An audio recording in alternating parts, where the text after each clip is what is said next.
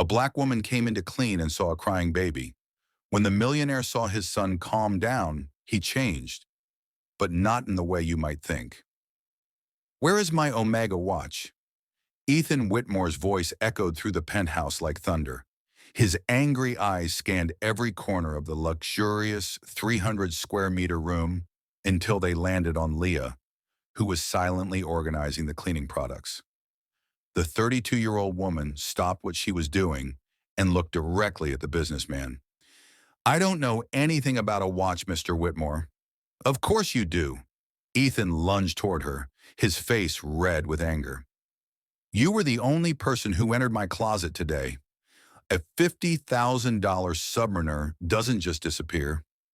Leah stood tall, her hands firmly gripping the cleaning cloth.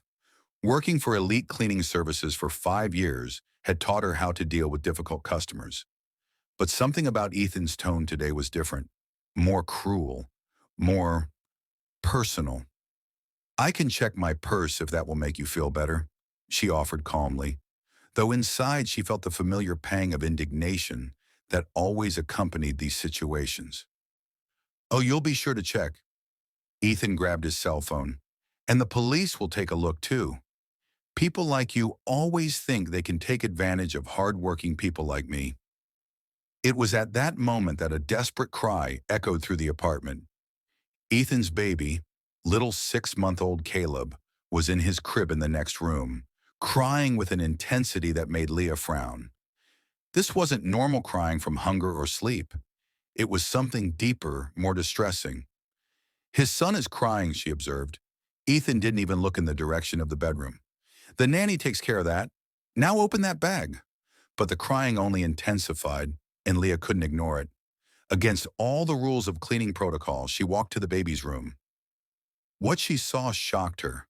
Caleb was alone, his diaper dirty from hours of crying, his face red from crying, and no nanny in sight.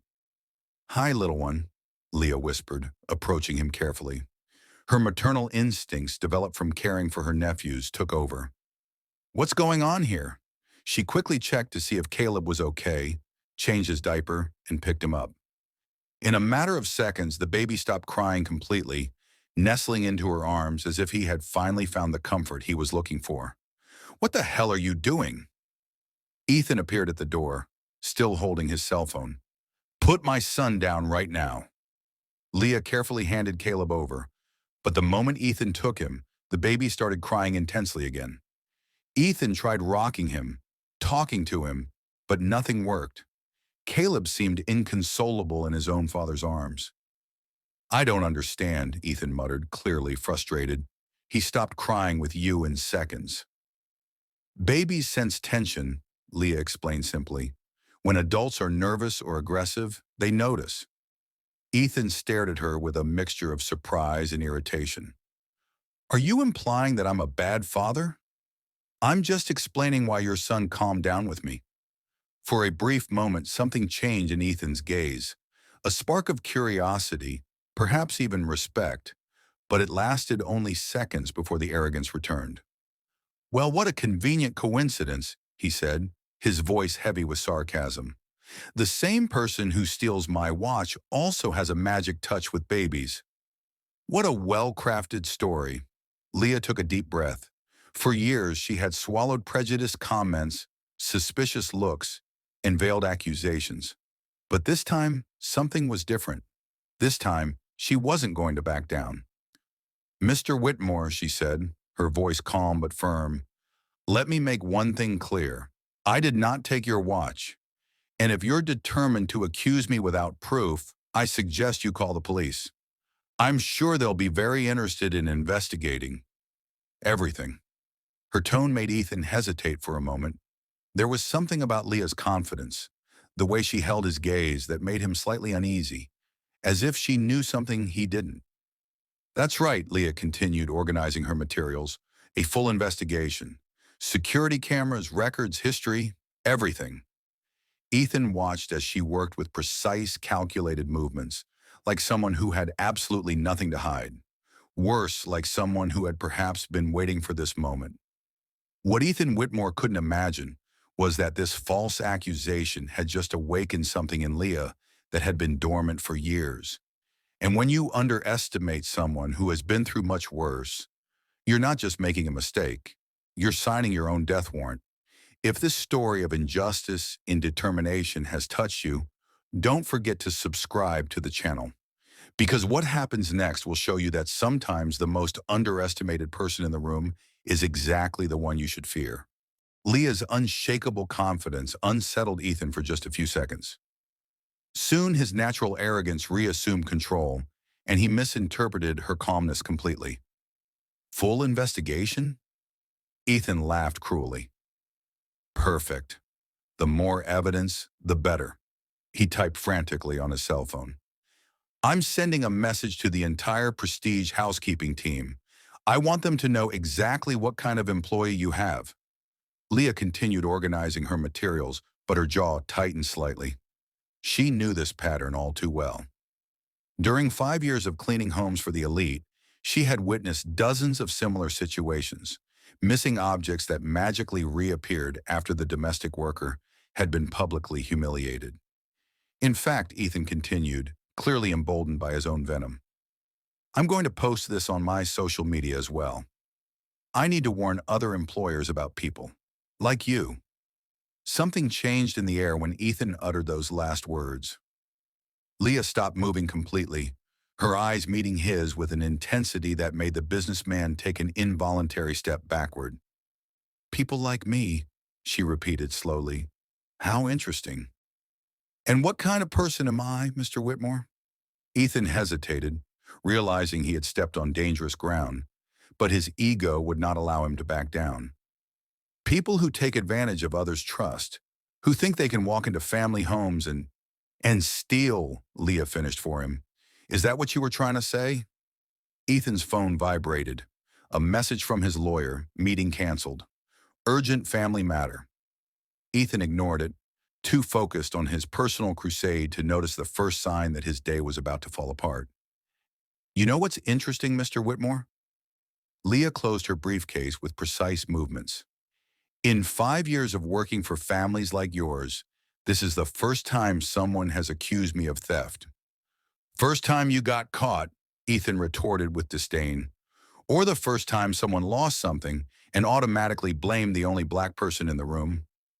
The words came out with an icy calm that made Ethan swallow hard. Ethan's cell phone vibrated again, then once more. He ignored it, determined to maintain control of a situation that was clearly slipping through his fingers. Listen here, Ethan approached her, trying to intimidate her with his physical presence. I've known people like you forever. You come in with this dignified attitude, but deep down what? Leah turned completely toward him, and for the first time, Ethan noticed something in her eyes that made him question whether he had chosen the wrong person to humiliate. Caleb began to cry again from the bedroom, but this time neither of them moved.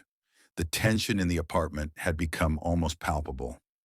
I'll tell you something about people like me, Leah said, picking up her purse. We grow up learning that the truth always comes out. Always. And when it does, those who lied pay a very high price. Ethan laughed forcefully. Are you threatening me? I'm just letting you know how the real world works. Leah walked toward the door. Oh, and Mr. Whitmore, I suggest you check your pockets, and maybe your car. Men like you have a habit of blaming others for their mistakes. Ethan's phone exploded in a flurry of notifications. This time he looked. 12 missed messages, 3 missed calls, all from his office. Where do you think you're going? He shouted after Leah. The police are on their way. Great, she replied, standing in the doorway. I love the police, especially when they see the building's security cameras. Ethan frowned. What cameras? The cameras that show everything that happens in the hallways, elevators, and parking lot of this building. The same ones that will show that I arrived here at 9 this morning and haven't left once since then. Leah smiled for the first time, but mostly the ones that will show where you really lost your watch. That's when Ethan started to sweat, not just because of what Leah said, but because of how she said it, like someone who already knew exactly what those cameras would reveal. His phone rang. The name on the screen made his blood run cold. Private investigator urgent. "Excuse me," Leah said politely. "I need to find my next house. But don't worry, Mr. Whitmore. I'm sure we'll get to the bottom of this today." As she disappeared down the hallway, Ethan finally answered the phone with trembling hands. "Mr. Whitmore?" The investigator's voice was tense. "We need to talk. Right away. It's about your wife." Ethan felt the world spin. "My wife? She's not even in town. That's exactly what we need to talk about." Each new humiliation only fueled something inside Leah that her oppressors couldn't see, a silent strength being strengthened by the very injustice they tried to impose on her. What Ethan Whitmore didn't know was that every act of contempt was writing his own sentence of defeat, while the woman he was trying to destroy carried secrets that would turn his perfect life to ashes. The call from the private investigator completely changed Ethan's tone of voice. "What do you mean it's about my wife? Amanda's in Miami, visiting her mother. Mr. Whitmore, I need you to sit down. Your wife is not in Miami. She has been in Las Vegas for 3 weeks, with another man." Ethan's world collapsed in a matter of seconds. "That's impossible. She calls me every day. The calls are made from her cell phone, but through apps that mask the location. I have photos, hotel records, and other evidence." While Ethan processed his wife's betrayal, Leah was in the parking lot of the building making a call to her sister. "Denise, I need you to do me a favor. Remember that private security course I took before I came to the United States? Sure, you were the best student in the class. Why? I need you to contact our instructor, Detective Grant. Tell him Leah Robinson needs a little professional favor." Denise hesitated. "Sister, are you in trouble?" "Not yet," Leah smiled, watching the building's security cameras. "But someone will be soon." What no one knew about Leah was that before moving to the United States, she had worked for 5 years as a private investigator in Trinidad. She wasn't just a cleaning lady, she was a woman with a degree in criminology who had chosen cleaning jobs to support her graduate studies in forensic psychology. 30 minutes later, Detective Grant returned her call. "Leah Robinson, my best former student. What can I do for you?" "I need legal access to the security footage from a building and maybe a little investigation into a man named Ethan Whitmore. Leave it to me. How soon do you need it?" 2 hours would be perfect." Meanwhile, Ethan was trying to deal simultaneously with the revelation about his wife and the police who had finally arrived to investigate the theft of the watch.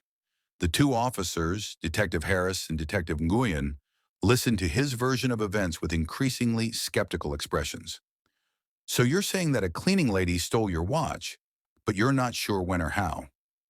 Detective Harris jotted down notes on his pad. "She was the only person who entered my closet today. And where exactly did you last see the watch?" Ethan hesitated. The truth was, he couldn't remember. With all the confusion of the last few days, meetings, travel, problems with nannies, his routine was completely out of whack. I always leave it on the nightstand." Detective Nguyen raised an eyebrow. "Always? Are you absolutely certain about that?" Just then, Ethan's phone rang again. His family lawyer. "Ethan, I just got a very strange call. Someone is asking questions about you at the office. Questions about your professional conduct, your employment history. Are you under investigation for something?" Ethan's stomach lurched. "What kind of questions?" "About how you treat employees. If there have been any complaints of discrimination. If." The line went dead. Ethan tried to call back, but it went straight to voicemail. The police continued their investigation when Detective Harris received a message. "Mr. Whitmore, we just received an interesting report. The building security cameras show the arriving at 9 in the morning and not leaving until now. They also show you leaving last night at 11:45 and returning today at 8:15. And what's the problem?" "The problem," Detective Nguyen continued, is that the same cameras show you dropping something in the parking lot last night when you got out of your car. Something that glinted in the light. Ethan's face paled. That doesn't prove anything. Actually, it does. The building security team found this an hour ago. Detective Harris showed him a plastic bag containing an Omega watch. It was under your car, Mr. Whitmore. The humiliation was complete. Ethan had accused an innocent woman of theft when he himself had carelessly lost his watch. But the worst was yet to come. Detective Grant called Leah with information that made her smile for the first time in weeks. Leah, you won't believe what I found out about this Ethan Whitmore. He has a history of 3 racial discrimination lawsuits in the last 5 years, all settled out of court with a gag order. And there's more. Go on. His company is being investigated by the IRS for tax evasion. And from the looks of it, he's about to lose everything. His wife is filing for divorce and half his assets. The man is desperate. Leah processed the information carefully. Ethan Whitmore wasn't just a prejudiced man. He was a prejudiced, desperate man with a history of discriminatory behavior. Exactly the kind of person who needed a public lesson. Detective Grant, I need one more favor. Do you still have contacts in the investigative press? Yes, I do. Why? Because a story is about to be told. And this time, it will be told correctly. When Ethan was finally alone in his apartment after the police left, he looked at the watch he had recovered. For a moment, he considered calling the cleaning company and apologizing. But his wounded pride spoke louder. She may have proven she didn't steal the watch, he muttered to himself. But she's still just a cleaning lady. What harm can she do to me?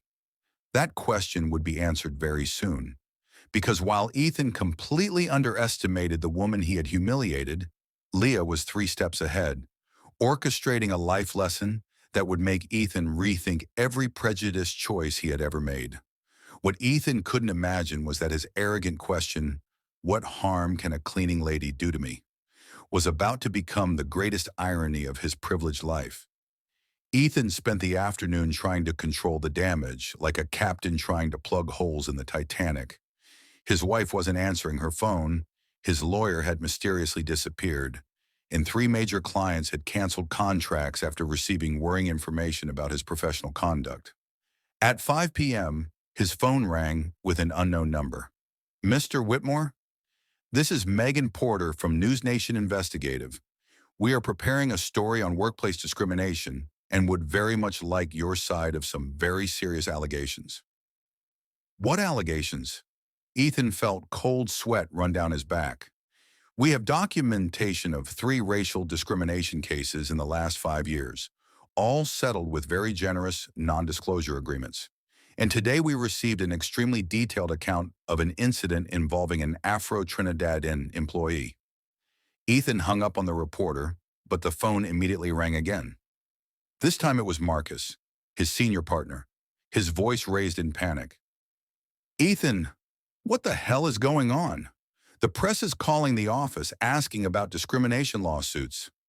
I got a strange call from someone saying you have a systematic pattern of problematic behavior with Black employees.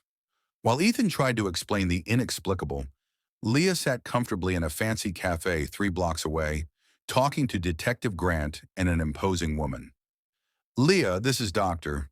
Angela Brooks, one of the most respected civil rights attorneys in the country. She personally represented the 3 female employees who previously sued Whitmore. Dr. Williams opened an impressively thick file on the table. Ms. Robinson, your situation is virtually identical to the other women. Black female employees, completely false accusations, clear attempts at intimidation and public humiliation. The crucial difference is that you documented absolutely everything in real time. How so? Your phone was recording during the entire incident today. Did you plan this? The lawyer asked with professional curiosity. Leah smiled for the first time in weeks.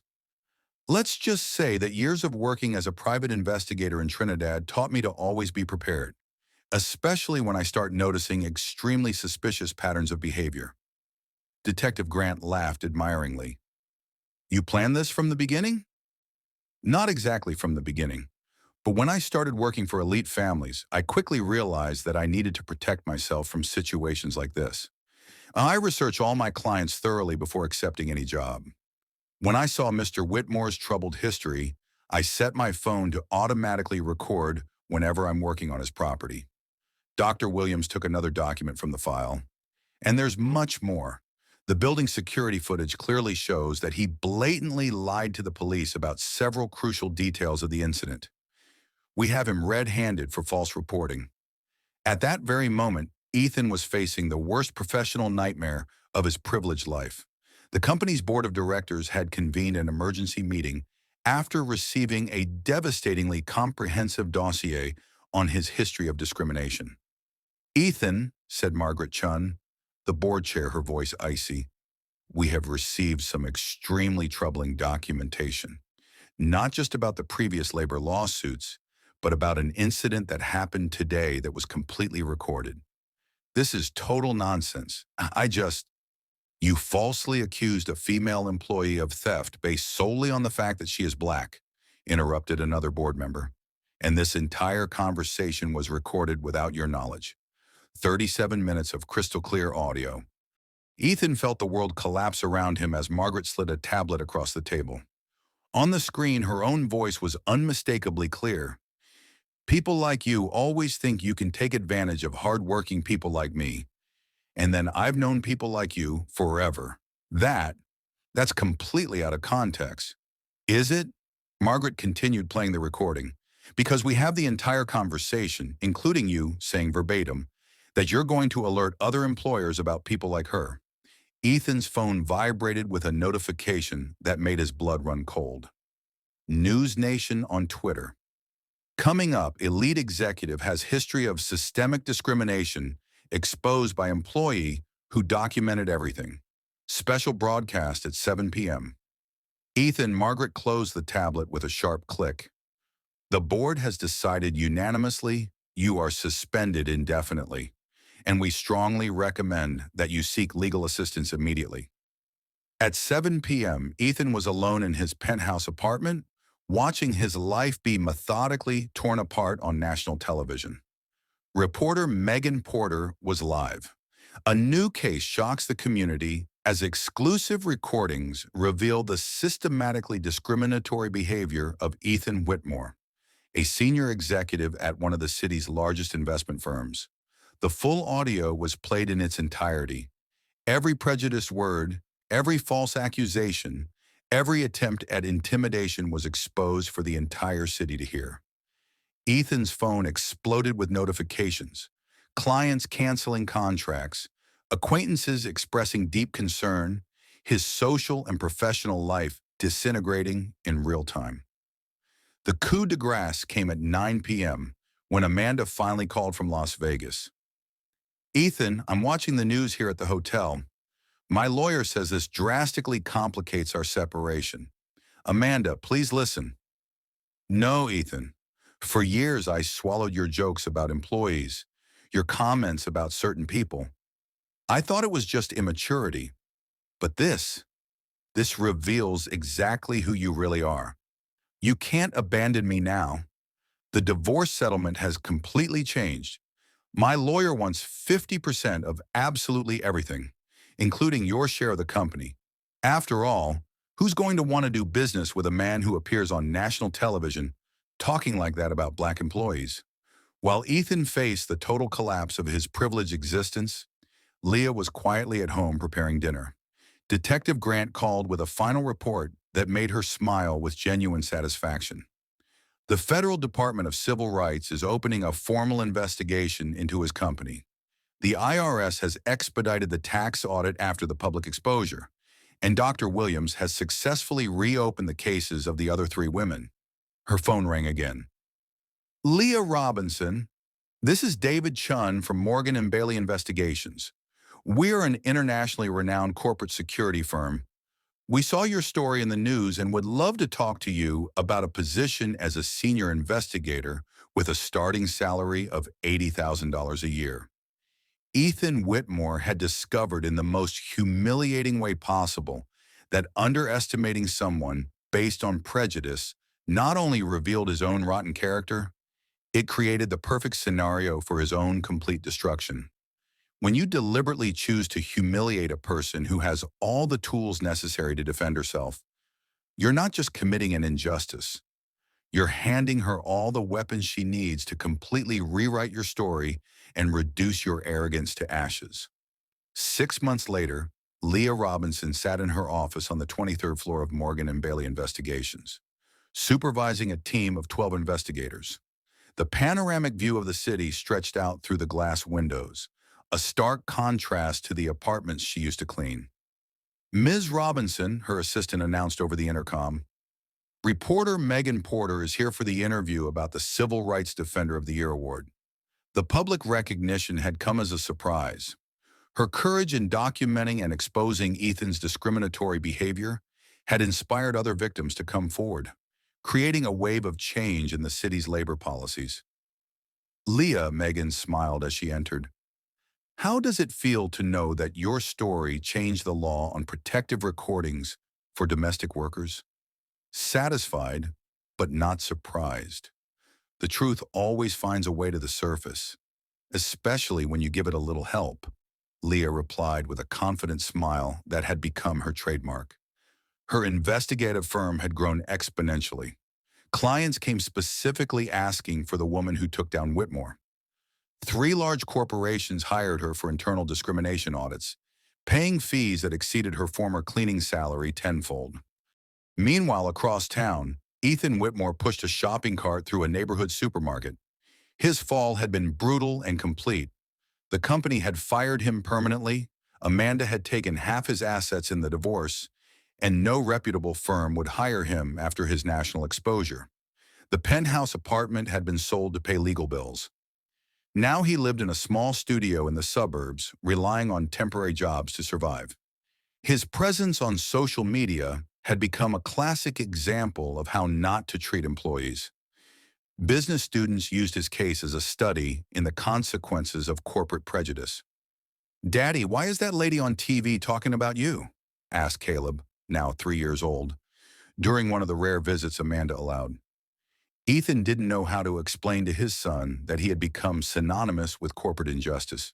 Channel 7 regularly aired Leah's story as part of a series on overcoming adversity and social justice. That same afternoon, Leah received an unexpected call.